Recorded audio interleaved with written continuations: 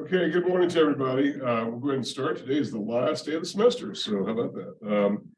We made it, and the last bit of business is the final exam. Available sometime today in Brightspace. I've still got some work I'm doing on it, but for the most part, it's done. It's going to be available. And just to give you a bit of a rundown as to what to expect on the exam here. So we're looking at hold on a second here. So basically, the exam itself is sort of a summation of what we talked about throughout the class, and so it could cover many of the topics we've already talked about throughout the class. So the exam itself is going to be due. It'll be available later today. It may be later, much later today. But it'll be available, so you'll have whatever remains of Thursday, today, Friday, Saturday, and Sunday to do it. So it's going to be due on Sunday, very last day of the semester, so Sunday, April 23rd, and the system will shut it down at 11:59. If you're still working, I think it'll give you a few minutes of grace period, but for the most part, that's when things are going to be coming to an end. So be prepared for that if you would. You've got 2 hours to take it, so it's 120 minutes, so it's a little bit longer. It's also just a little bit longer as the exam than what you've had before.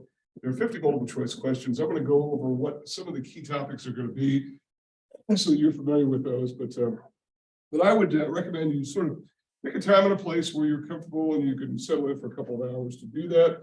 And that's really the best way to take the exam. And that way you're comfortable and you've got, and the very nature of an online exam, it's going to be in Brightspace, is that you'll have your text and your notes available. And so feel free to consult those, but of course, there's always a danger of relying too heavily upon those because of the fact that they sometimes, I think, it probably goes without saying, sometimes they serve as sort of a crutch and it sort of slows you down if you're looking up every answer. So you probably don't want to get into that particular trap, but it is available, and so you can go from there. So that's the exam itself, and it's going to be, if you have any technical difficulties, let me know, get with me. I'll be more than glad to try to help you out if something comes up.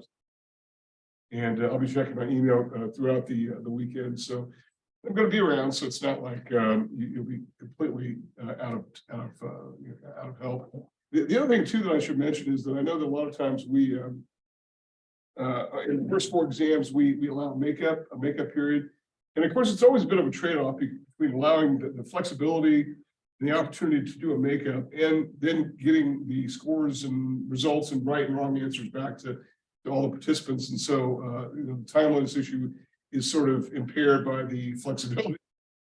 It's either way you go, you're gonna, somebody's not going to be happy, but I try to lean on the side of flexibility with students and allow them to do a makeup. But in this case, there's really no opportunity to do a makeup because we have to report these final grades no later than the end of the day on Monday.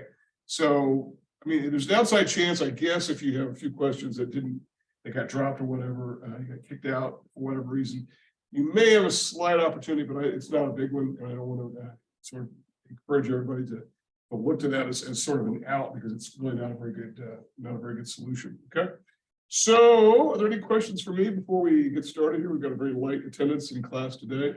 It's so chilly out today. It's about as cold as it was the first day of class. So we'll go ahead and get started. And again, this is what we would call a comprehensive exam, but it's not, it's not the case in which we go back and talk about every single topic. We're just talking about some of the most important topics that we've covered throughout the class itself. And so let's go over some of these.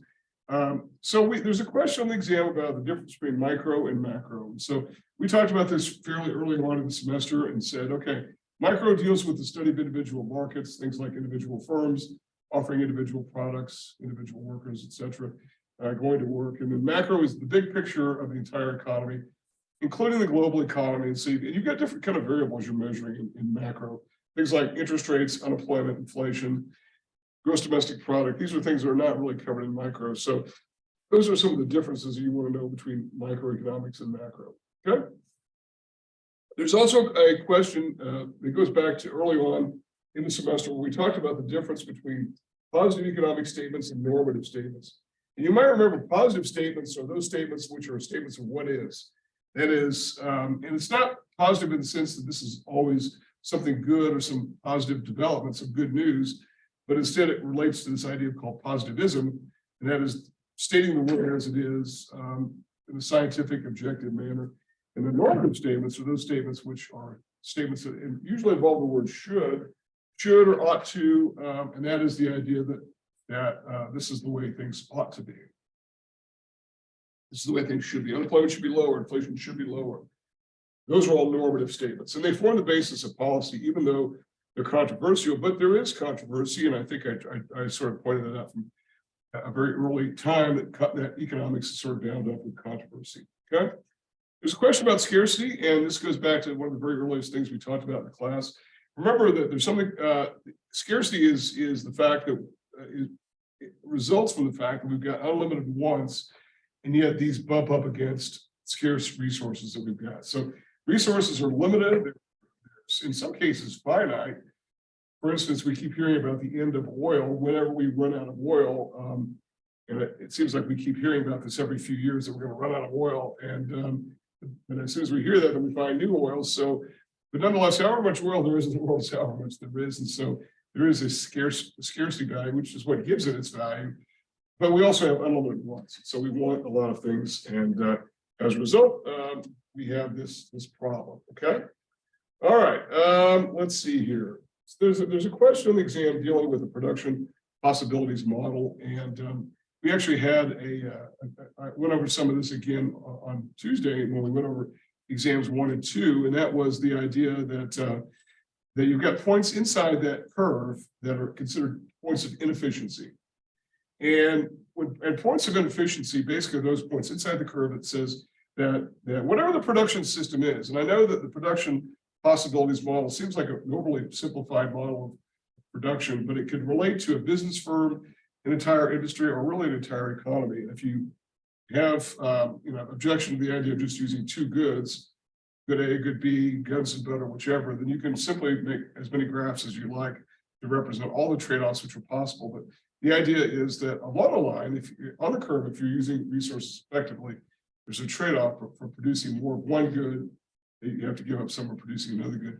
But if you're inside the curve, you're to the left of it, closer to the origin, it means there's an inefficiency, and that inefficiency basically we call unemployment. Okay. Okay, and it's not just unemployment of labor; it's also unemployment of all inputs, whether it's capital goods, whatever the case might be. They're not being used effectively. Okay, there are a number of questions dealing with the law of demand, law of supply, the configuration of demand, the configuration of supply, and just know that why demand is downward sloping is because there's an inverse or negative relationship between the price and the quantity demanded. So as the price goes up, fewer people demand, or people demand fewer units. As the price comes down, people demand more units. And that price change represents a movement along the curve. In either case, whether it's demand or supply, price changes are represented by movements along the curve. And why would those prices change? Could be something likely what's happening, something on the other side of the market is shifting. And so as a result, that's why the price is different. So you've got configuration is that downward slope as a result of that. Okay. Also know about okay, so we talked to this, and so with demand, we said it's inversely related.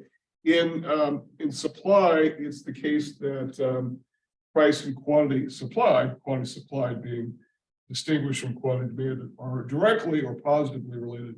That is, as one goes up, the other also goes up. So price goes up, quantity supply goes up, and that's what gives supply an upward slope.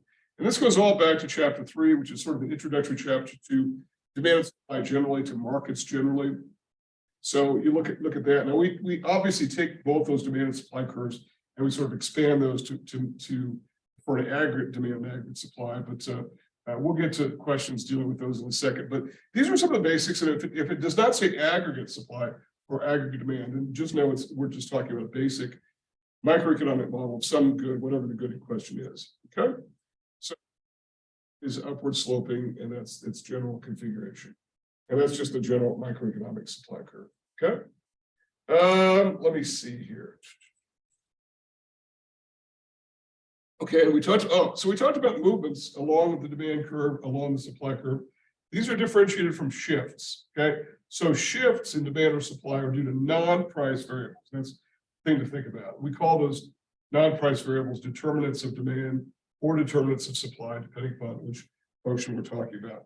And that is the idea that it's not the price that causes the shift, that is the movement of the entire curve, but rather something outside of the market itself. So in the case of demand, it's things like changes in income. It's changes in tastes and preferences. People either decide they like something now, so they shift to the right away from the origin as an increase, or they decide they no longer like something, or maybe there are substitutes that have replaced a particular good, and for that original good shifts to the left, back toward the origin.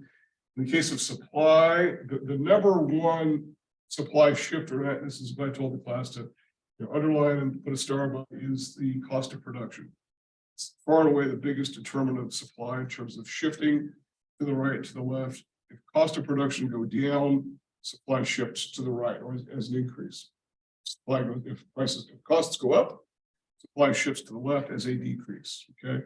And again, I know I've said this a gazillion times now, but I'd like for everybody to think about left, right, as opposed to down and up. Left is closer to the origin, that's a decrease. Right, away from the origin. Particularly, it's the case you're going to get yourself tied up in knots if you think about up and down, because supply curve looks like it's actually going up when in fact it's going down. Okay, so know about the differences between movements and shifts in those curves. Okay, all right. So some questions about GDP. So GDP is. Let me see here a minute. Okay, so there are things that we talked about GDP, and we said there are two different ways to compute GDP itself. There's the expenditures approach and there's the income approach. And we talked about the expenditures approach. We said it's this calculation of C plus I plus G plus net exports. And if we link that back to the circular flow model, we have C, which is consumption spending by households, I, which is investment spending by businesses, and G, which is government spending. So all three actors are accounted for in those first three terms in the expenditures approach, C plus I. This is the economy to the rest of the world. And it's basically firms doing business with other firms around the world. And we as consumers are involved, but we're involved at the retail level usually. The only time that would differ is if we go buy a good overseas, if we're traveling, or if somebody comes here and buys a good, takes it back with them. And exports both, but it's a little bit more difficult to register those as imports and exports because there's no real paper trail for those. But it would be the equivalent, but those are the terms you want to know about. But we also talked about some of the difficulties in calculating GDP, and that was the idea of accounting for every bit of output that's produced under the table transactions, for instance, to capture. Okay. All right, questions so far about anything? Okay, I keep looking at the clock. The clock in this room is wrong, so I got to cut for trying to gauge my time. We should have ample time for questions, and I encouraged everybody to. We've got a number of people on the Zoom call. I encouraged everybody to bring questions. I'm more than happy to open up to that here, Chris, or you can stop me now if you like. So you can ask me when we're done, or whenever you like. Okay. All right, so of those elements of the expenditures approach, then we said that one was very stable, and that's a good thing because it contributes to overall stability in the economy. And the other good thing is it's 2/3 of spending typically, and that's consumption. So consumption, which is spending by households, is 2/3 plus of the total spending throughout the economy. And I know that sometimes we have this idea that the economy is dominated by big business, but in fact, most spending is done by households. And that's a good thing because if it's stable, then it means our economy is relatively stable.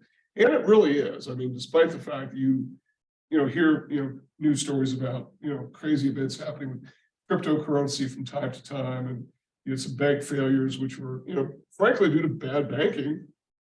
And there's no other way to look at it. And I was in banking for a lot of years, and I know they violated some textbook principles of banking. So if you're going to do things wrong, you're going to bad things are going to happen. That's just the way it is. But overall, the economy is relatively stable. It really is. So we've got a very low unemployment rate, which actually fell again last month. So it's a good thing that our economy is relatively stable. Okay. So let me see here. Also, we want to talk about this idea of what's captured in GDP accounting, whether it's in the expenditures approach or the income approach, and that is this idea of materials or intermediate goods, because we only count final goods. So a final good is the entire new vehicle that we would calculate if we're calculating the value of vehicles. We wouldn't count the value of the steering wheel. We wouldn't count the value of the tires, the engine, the transmission, even though those definitely do contribute to GDP, but they're accounted for in the final good itself. Otherwise, we're double, triple, quadruple counting all throughout the economy, which means, as I've said a number of times before, that all the output of farmers and miners and timber harvesters is not really captured directly, but rather indirectly in GDP as it's pushed along through the supply chain. And then that's where we account for that output. And the value of that output is the value of that final good that's sold in the market. Okay. So intermediate goods, raw materials, et cetera, are not included in it, even though we do account for the prices of those through the producer price index. And we'll talk a bit more. I think there's a question about that here. Also know about the difference between nominal and real values. Nominal, whatever it is, whether it's nominal GDP, real GDP, nominal interest rates, real interest rates, whatever. Any nominal values is simply the value as it is, as it's exchanged in the market. When we take out the effects of inflation, particularly over longer time periods, we take out inflation. We adjust by deflating that number that is taking inflation out. That's why we call that denominator. It's based upon some index value, the deflator, because we're taking out the effects of inflation as a result of that. So inflation is sort of a distorting factor. It sort of makes things look more expensive in relation to the way things were previously than what they would otherwise. So we have to take out the effects of inflation. So any kind of value that is adjusted for inflation is real, as opposed to that which is not adjusted, which is a nominal. Okay. There are a number of questions dealing with unemployment, and we talked about this idea of there being three main types of unemployment: frictional, structural, and cyclical. And frictional unemployment is due to just well, I think we refer to it as the sort of the grab bag or the junk drawer of the unemployment file. And that's the idea. People are out of work for all kinds of reasons. They are laid off temporarily or permanently. Sometimes firms will lay workers off, and it has nothing to do with the economy. It just has to do with what their business decision is. Somebody could quit their job. That's another example. Somebody could be a recent graduate and is looking for a job. It could be somebody has decided to take a few months off, is now frictionally unemployed, and sometimes they fall out of the labor force if they're not looking and whatnot, and that's another issue. But frictional unemployment is due to what we would consider incidental reasons, and they're too numerous. And by the way, I know some textbooks, and maybe you might come across some of these references online, is sometimes seasonal unemployment will be considered its own form of unemployment, but most of us generally put seasonal unemployment as a frictional matter. In other words, there's really no problem with the worker, there's really no problem with the economy, and so as a result, it just simply is unemployment for all kinds of reasons. Okay, and know how to simply calculate the unemployment rate. Basically, it's unemployed, number of unemployed people divided by the number of people in the labor force. Okay, so remember, the labor force includes those who are working plus those who are looking for work. Okay, so the number of those working plus those looking for work. And I know sometimes, and I pointed this out when we talked about this before, and it is the idea that some people think, well, you're double counting. We sort of are, yeah. But the idea is that those looking for work oftentimes do find work if they're looking for work, unless the economy is really, really, really bad. And there are times when the economy is, in fact, really, really, really bad. But for the most part, people are able to find work if they're out of work for whatever reason. And it just takes sometimes maybe a little bit of time. But that's what the labor force is those working plus those looking for work. And then we take the unemployment rate as simply the number of unemployed, they're basically these guys, divided by this figure here. Okay.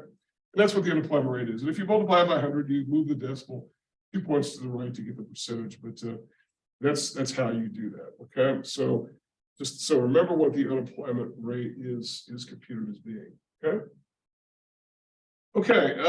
Let me see here a minute. I'm trying to get my camera angle back to where it was. I sort of wrote that up on the board there so everybody could take a look at that. So, okay. Also know about with respect to unemployment, know what structural unemployment is. This is workers. These are consisting of workers who are out of work because their work skills are no longer in demand for whatever reason. Oftentimes it's technology that replaces them. The cyclically unemployed are those people who are out of work simply because the economy itself is doing poorly. And so as a result, a lot of people lose their jobs as a result of cyclical unemployment. By the way, sometimes it's actually government workers who lose work.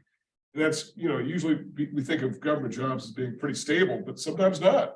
Sometimes not when the economy is doing poorly and budgets are constrained at state and local levels. That does happen. So cyclical unemployment is just simply due to the changes in the business. Also, know about this idea of who's in the labor force and who's not in the labor force. So remember that there are those workers who are considered discouraged and they quit looking for work. And so as a result, they sort of fall off the screen. They sort of fall out of the system. So nobody's really accounting for them because they're not looking for work. So they're not labor force. And we saw a bit of this happen during the pandemic where some people, maybe it wasn't so much that they weren't able to find work, but they didn't want work and they didn't want work, and weren't looking. And so as a result, they sort of fell out of the labor force. Now we know what these discouraged workers are. We have a pretty good idea because we can take the total working age population and have that divided into by the labor force. And we have something called the labor force participation rate. And simply the labor force divided by the working age population. And that number has gone down, down, down because a lot of people are just simply saying, I'm out of the workforce. It's gone up recently. It's gone up because the job market is strong right now. Jobs are relatively easy to find. And in most places, frankly, it's not even the case that it's just strong locally, but in most cases. But that's what discouraged workers are, people who just quit looking for work and they sort of fall out of the system. Okay. All right. Let's see here. Okay, so when we talk about inflation, what were we talking about? So remember we talked about this idea we use an index, and an index is simply some scale that usually starts at 100, and if it's inflation, we usually go up because prices usually don't go down, although there's an allowance for that, obviously, since it starts at 100. The idea is that prices will go up over time, and but yet the problem with that is it uses a market basket. And the problem with the market basket is the idea that if you've got some goods in the market basket and they're rapidly rising in price, but there are substitution possibilities of goods that are not in that market basket, that people can simply buy the substitute good as opposed to the good in the market basket that's going up. So in that way, it is believed the inflation rate is overstated in that particular regard. That the substitution effect is one issue there. Another issue is the idea of quality. We don't do a very good job of accounting for quality when it comes to goods in the market basket, that they can become better, or in some cases worse. Some goods are made to wear out faster than they used to in the past. That's an issue there. So, and they also don't account for new goods being introduced. And so all these issues are things that are difficult, that make life a little bit complicated when we're talking about the goods that are in the market basket itself. Okay. All right.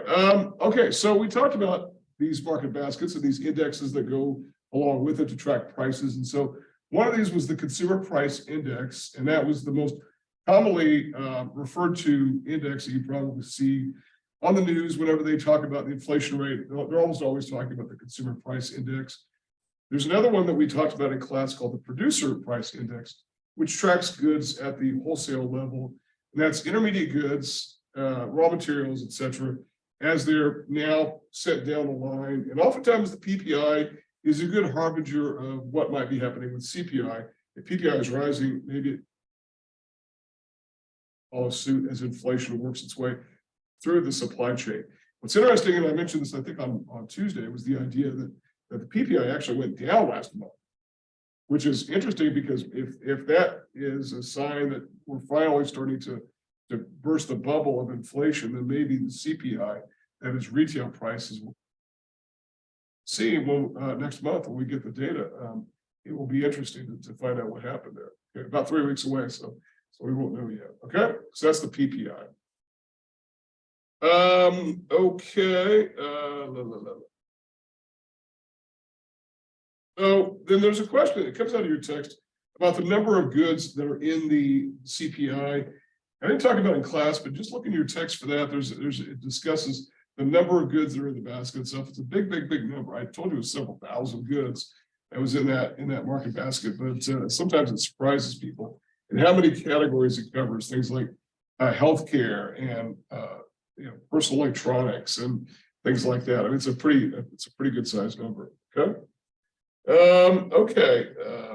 And you do want to refer to your text and sort of have that handy. So we also talked about imports and exports a bit, and we talked about it early on when we first started talking about the expenditures approach to computing national income or GDP.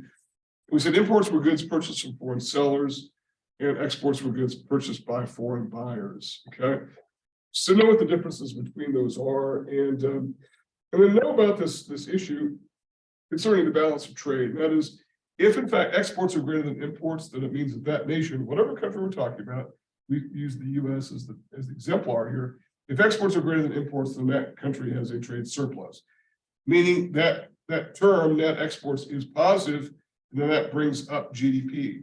Okay.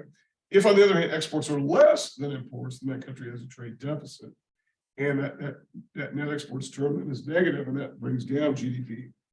And the U.S. has had a trade deficit for many decades, and it's sometimes been bigger and smaller. It's usually not that big. In fact, we heard a lot about the fact that this deficit was really big back in the long days, but it's not really that big now. We don't hear that much about it, but we do have a deficit.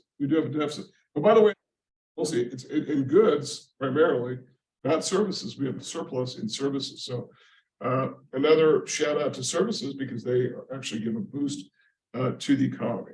Okay. All right. You can stop me anytime if you have any questions. Feel free to do that. Let me see here a minute. Okay, we talked a bit about economic theory, and those topics were covered in chapters 12 and 13.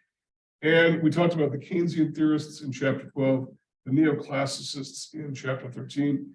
And the neoclassical theory, we could easily say that the Keynesians are much more of a demand side theorist, demand side theory promoters, and neoclassicists much more interested in the supply side and this idea of the vertical aggregate supply curve in the long run. They take very much of a long run view. The Keynesians take very much of a short run view. So that's the way I think we could potentially reconcile the differences between those two theories, which seem on their face to be relatively irreconcilable. Okay, so just kind of know about that. All right. Okay, so know about what happens when we take aggregate demand, and we manipulate aggregate demand in a number of ways in this class to reflect particularly things that were happening, particularly things like policy and whatnot. So if taxes go up, what would happen? We would expect a leftward shift in aggregate demand because obviously people are going to have less money to spend, both businesses and individuals. And so as a result, the economy is going to slow down because there's going to be a leftward shift. If the economy slows down, unemployment's likely to rise, but it's not going to affect really the price level necessarily. So just know what would happen. And it's important to simply, be able to sort of run with these aggregate demand and aggregate supply curves. If you want to draw them out somewhere, just a blank piece of paper, do that. Professional economists do that all the time. Just simply draw a graph to say, what happens if? What does this look like? So feel free to do that. It's an important tool to use to keep with you. Okay. Okay. So we covered that. Let me see here. Okay. Okay. So there's a term that we have used in this class a lot, and and the term is full employment GDP. And I want to make it a little bit clear that I've talked about this on a couple of occasions, but we talk about full employment GDP. We should be clear that it's the same thing as potential GDP. Okay, so I just want to make sure that this is one and the same thing here. So full employment GDP, which is where we have GDP at its maximum, is the same as potential GDP. It's also the same as the GDP, which is associated with the natural rate of unemployment, which I think your text gets into. But unemployment really refers to the natural rate of unemployment only captures the fact that there's frictional and structural unemployment. There's no cyclical unemployment. So note that these are really, we're talking about one and the same thing. So these are apples and oranges, but they really are apples and oranges, but they're apples and apples, really. Okay. All right. Okay, so what is next here on our agenda? Oops, wrong way. So let's see here. Okay, so there was a way that we were able to sort of reconcile the two sets of theories in macro, and that was this idea of saying, okay, look, it looks like we've got Keynesianism that is totally irreconcilable with classicists on a PY plane. And so here's what's going on here. It looks like they're irreconcilable. Maybe they are, maybe they aren't. Okay, and so what is one way that we can sort of take a look at this and say, okay, yes, Keynes may answer for when the economy is doing very poorly, and maybe the classicists have a different point of view. But if you take a look at this, Keynes was of the opinion that aggregate supply could actually be horizontal for a time, reach full employment, and begin its sort of upward track to the long run. So as a result, long run aggregate supply is accepted as being potentially vertical, and then in full employment, GDP is somewhere out here, right? So full employment or potential GDP, whichever you prefer, somewhere out here. And what Keynes was saying is you can boost aggregate demand. What more than that is you can boost aggregate demand again and again and again and not raise the price. The price level won't change. On the other hand, and that's in the short run, to get an economy to full employment, pushing the economy this direction. But on the other hand, if you try to push aggregate demand in this direction, these are all aggregate demand curves. In this direction, rightward shift. Here, you're going to get rises in the price level. And so as a result, you're going to get increases in inflation with no real change in GDP at all. And so we simply refer to this as the classical or neoclassical region. The neoclassical region, this vertical area here, and this horizontal area we simply refer to as the Keynesian region. So the way to reconcile the two theories would be basically by analyzing what is that we're facing, what is up with the economy at the given time. Is it deep dark recession, or is it mostly at full employment, and now stimulus to the economy will create inflation? I think a lot of theorists believe that right now we're beyond full employment probably, and any kind of increased aggregate demand is going to be continually inflationary.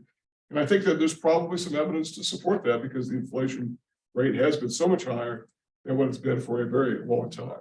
Okay. So those are some things to think about from that perspective. Okay. All right. So let me see here a minute. So, okay. So there's a question about the Phillips curve. We talked about this in class, and the Phillips curve basically represents the trade-off between inflation and unemployment. It's downward sloping. So meaning if one thing goes up, the other thing goes down. That is those values on the axes. So if unemployment goes up, inflation must come down, and vice versa. And we liken it sort of in the short term to a whack-a-mole game. And that is the idea that if we have a problem with inflation, maybe we hit that mole, knock it down, the inflation mole. And so doing, we slow the economy down and thereby increase inflation. So, increase unemployment. So we have lowered inflation, but we've increased unemployment. So because the unemployment thing has popped up. So what if we then attack unemployment, start to deal with that, then we speed the economy up and we raise inflation. So that is really the dilemma facing policymakers as to where they are to choose in the compromise between the two extremes. So in the short run, the Phillips curve is that trade-off between inflation and unemployment. And we saw that in the long run, the Phillips curve model began to fall apart because of the existence of what came to be called stagflation. Stagflation simply is the trade-off between inflation and unemployment. Okay. All righty. Let me see here. Then there is a question about, there's a question about the output gap. And the output gap is simply the difference between the current level and the full employment GDP level. And if it's below, if actual is less than full employment GDP, we say it's a recessionary gap. If it's above it, we say it's an inflationary gap. So output gaps are either recessionary or inflationary, depending upon whether they're below or above. Okay. All righty, so let's see here.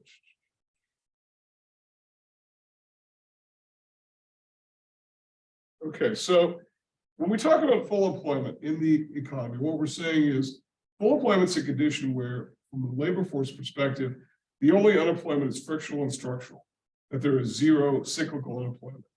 So why do we want why are we okay with only cyclical unemployment at zero? Why not frictional and structural both being at zero, so we have 0% unemployment overall? The idea is that it's unrealistic to expect that because there's always going to be frictional and structural unemployment. It just is going to happen. There's just no way to outlaw. You can't make people stay at their jobs. You can't tell companies not to lay people off. And there's no way to account for the fact that people are replaced over time by technology and just the world moving to a different place. So there's really no way to do that. So 0% unemployment is not really considered to be doable. Okay. Okay. So when we talked about these two theories, classical, neoclassical, and Keynesian, we said that, okay, the Keynesians were much more concerned about unemployment as being the big issue, and the classicists were much more interested in inflation. So they're obviously dealing with different parts of the business cycle, which clearly sort of delineates the battlefield upon which they're playing here. But the idea is that Keynesians are much more concerned about employment, how to get unemployment down and back to full employment. The classicists much more worried about inflation and how to slow the economy down, okay, in order to maintain a purchasing power for money. Also know about this idea that in the classical region here, if you add the aggregate demand, then all you're doing is raising the price level. This is what the theory of aggregate demand is with regard to the classicists, who are much more interested in supply. And they're saying, look, in the long run, you're not really going to boost GDP at all. You're going to make GDP, but in reality, real GDP is not going to go up at all because you're going to have just increases in prices with no real movement in real GDP. So that's something to be concerned about in that particular worldview, is in that vertical supply curve, what is likely to happen. Okay. All right, now about, we talked about money and the various types of money and why money exists in the first place. And we said one of the reasons why money exists is to solve the barter problem. And that was the idea that barter was the system used pre-money, used in some transactions, even today, even in monetized economies. But and oftentimes it's used in economies where the currency, the local currency is so banged up that nobody wants to use it. So as a result, they sort of revert to a barter basis. That's goods for goods or goods for services, or whatever the transaction is that does not involve money. Specifically, it does not involve money. Okay. Okay. Any questions so far about anything? You can feel free to shout out if you like. Know about the types, the forms of money, the money supply, M1 and M2. Know that M1 is a subset of M2, so all M1 folds into M2, but M1 is distinguished from M2 in the sense that it's much more liquid, that is convertible to cash quickly, and it includes things like currency and coin that we carry around with us. It's in cash registers. Also, checking account deposits are included in that as well. So M1, M2 captures all of M1, but the non-M1 portion of M2 also includes things like savings certificates like CDs and whatnot, which are beginning to be popular again. Now that bank interest rates are beginning to finally go back up on the rise. Okay. All right. So know about what those forms of money are. Okay. Know about, we talked a bit about bank balance sheets, and wanted to take money in banking. For those of you who will study finance as a major, no doubt come across this again. Banks have on their balance sheet, which is assets and liabilities. I realize the liability side also includes capital, but assets to the bank are reserves to the bank, also loans the bank makes, and investments. All deposits are liabilities. So when we talk about deposits, we're talking about liabilities. You deposit your paycheck, put it in the bank, considers it a liability. To you, it's an asset. But that's the sort of mirror image that we see everywhere in accounting. One person's expenses, another person's revenue. One person's asset is another person's liability. And that's what's going on here. To the bank, your bank deposit is a liability. Okay, so be aware of that issue there. And we talked about this phenomenon of money creation as done by banks. The banks can create money through bank lending. So if a bank loans money, it's brand new money that never existed before. So just kind of know about what that's about. Okay. Also, we talked about monetary policy and the Federal Reserve and what it was up to. So we talked a lot about the Federal Reserve even before we got to the section dealing with it specifically. And we talked about this idea of the three tools of monetary policy. That was change the reserve ratio, the reserve requirement, the RRR required reserve ratio, changing the discount rate, which is the rate that banks pay to the Federal Reserve to borrow from it, and engaging in open market operations. And so know what those three are. So, and I gave a bit of a sort of a spreadsheet in class on the whiteboard about what those tools are. When one goes up, what happens to the money supply, what happens to the economy generally. Why would the Fed manipulate reserve requirements or the discount rate to achieve certain things? Why would it buy bonds? Remember, if it buys bonds, it puts money into the economy. It's buying bonds. It's exchanging cash that it has for bonds, takes bonds out, puts cash in. That boosts the economy, it raises the money supply, raises aggregate demand, raises GDP. Should lower the interest rate because money is less scarce as a result. Everything works in reverse if they're selling bonds. They're selling bonds or taking money cash out, putting bonds in, raises the interest rate because money is now more scarce. Money supply falls, aggregate demand falls, so does GDP. So know about those tools. I lay them out on the board. I don't really have too much time to go over those again, but I'll certainly answer any questions about that. But those are important things to be aware of in terms of what would cause rates to change. Okay, and so know whenever you hear on the news about the Federal Reserve did this or did that with interest rates, and we've certainly heard a lot about the Federal Reserve the last year plus. It's usually there are two rates that they're changing directly. One is the Fed funds rate, which is the rate banks lend each other overnight, and the discount rate, which is the rate that banks pay to the Fed, not to each other, but to the Fed. That's a much longer term. It's like 30 days usually, but I think they extended those terms in some cases. But the Fed funds rate is really considered now to be one of the main tools by which the Fed is managing the money supply. And I said to you that in some ways our textbook is perhaps a bit outdated because of the fact that in the last year or so, the Federal Reserve has really overtly expressed its view that the Fed funds rate is the important tool to manage. Even though it's not a formal tool of monetary policy, I suspect it probably will be. And the discount rate is never really an effective tool because we say it's mostly symbolic and it changes with the Fed funds rate. So maybe we exchange the Fed funds rate for the discount rate at some point. But, nonetheless, the discount rate going up would signal that rates will go up. And so the Fed has been raising the discount rate along with the Fed funds rate, even though it is definitely promoted the idea that the Fed funds rate is much more critical than what it's trying to do. Okay. Okay, so we know. So there's a question or two about this idea of what the Fed would do in open market operations, which historically has been the most important of the tools to make changes in the money supply very quickly because they can buy bonds, sell bonds, you can intervene very quickly. And anybody who works in the bond market will tell you that they sort of know sometimes when it's the Fed doing buying and selling because things move very quickly and they've got tremendous amounts of muscle in the market. Okay. Also know about, we talked about fiscal policy. That is the idea that a nation can have a budget surplus where taxes coming in to the government exceed those that's going out in the form of spending, or can have a deficit where taxes are insufficient government spending. And that's where the US is now and has been for quite some time. So what happens is there are different ways of financing the deficit, as we talked about in class. The main way that our government does it, our Treasury, not our Federal Reserve, our Treasury, which is part of the executive branch of the government, will issue bonds to the public. And by public, I mean anybody who wants to buy them. So anybody in the world is free to buy our Treasury debt, whether it's bills, notes, or bonds, simply different maturities of debt that are out there available for anybody to buy. They pay a rate of interest and anybody can buy it. And then we call that accumulation of debt that's been picked up over many decades and really now a century plus is, we call that the national debt. It's the accumulation of all that debt. So we are really still paying on World War II and World War I and a lot of other things as well.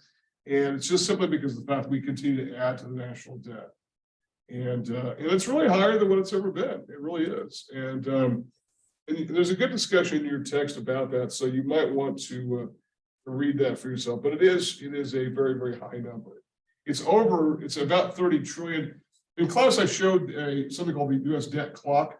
I forget the name of the organization that maintains that, but it just has sort of it's just a bunch of numbers running upward, and I think it's usdebtclock.org is how you get to it, and it's kind of a mesmerizing thing. Everybody just kind of looks at it, but it is interesting to see the amount of debt as it accumulates.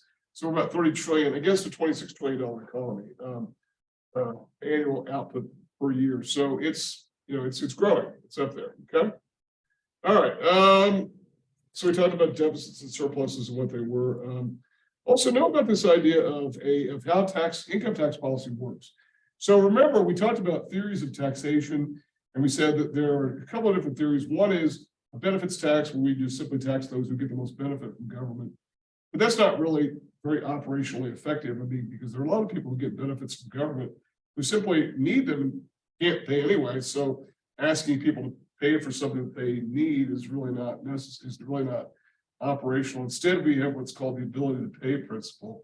That is, those who are most able to pay are the ones who pay the most. So it gives rise to what we call a progressive tax system. Progressive system is those who earn more pay the highest percentage in tax.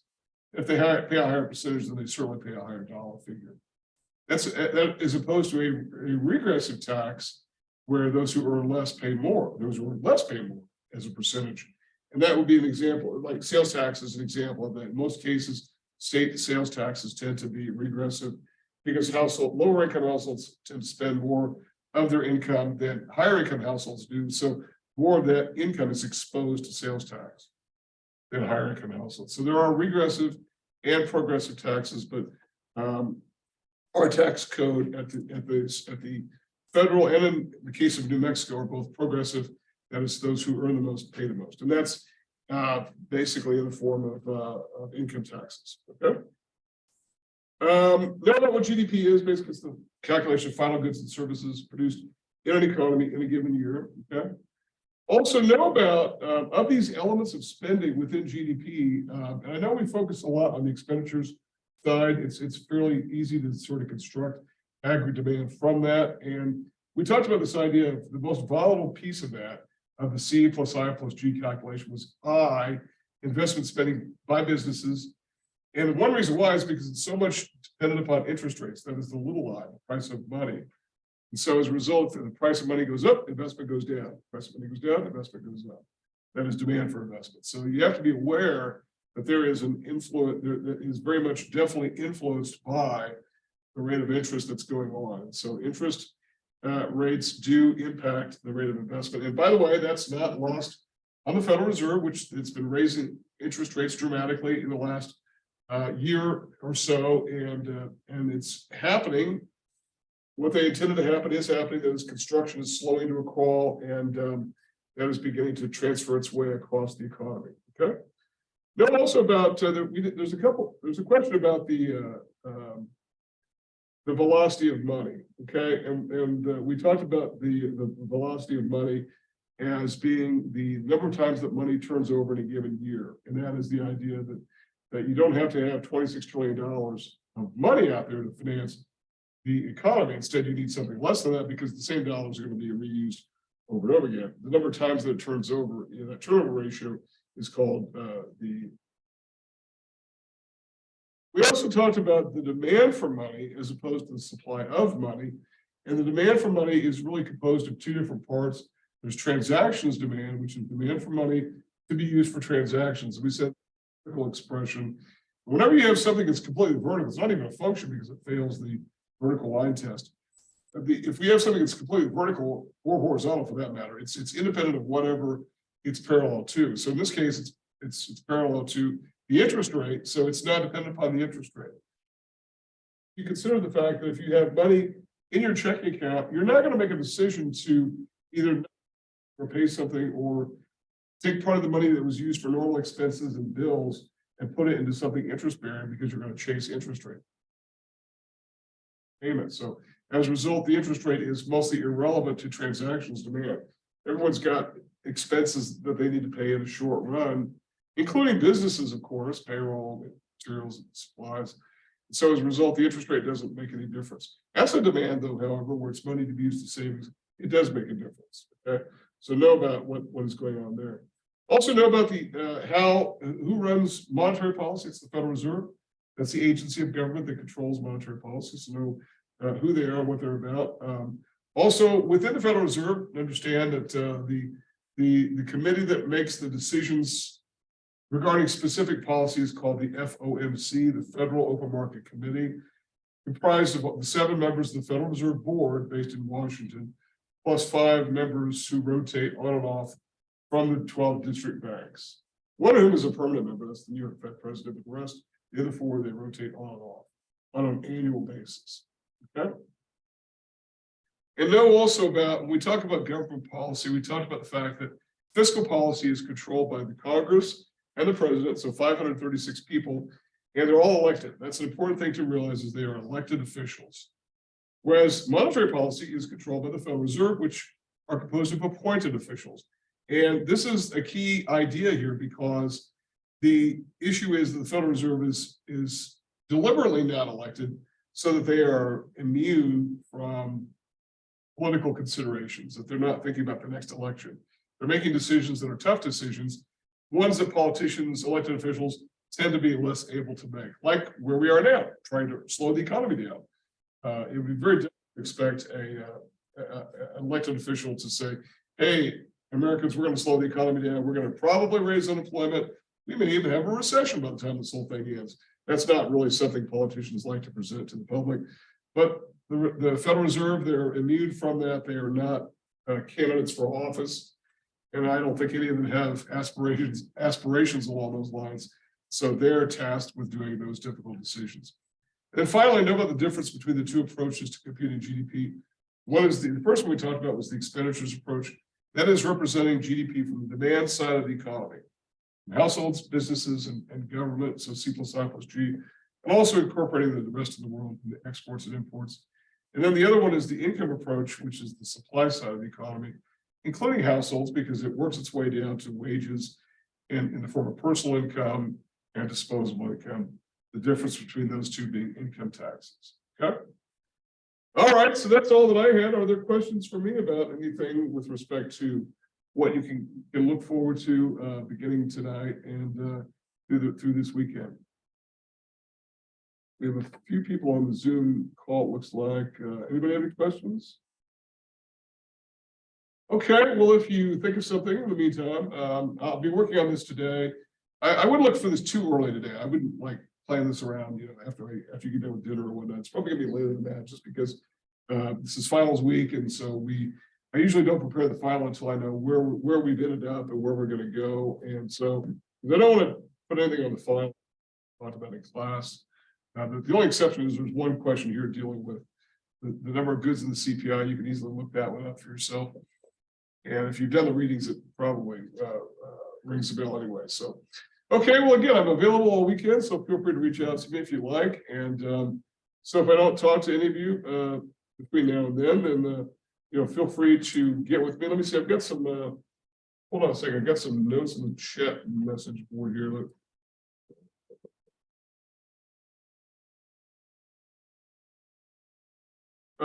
Okay, yeah, you can check, yes, you can check with me after class, or you can email me or call me, whichever I'm going to go to my office right after this, so you can, well, not right after, I'm going to sort of prepare the video.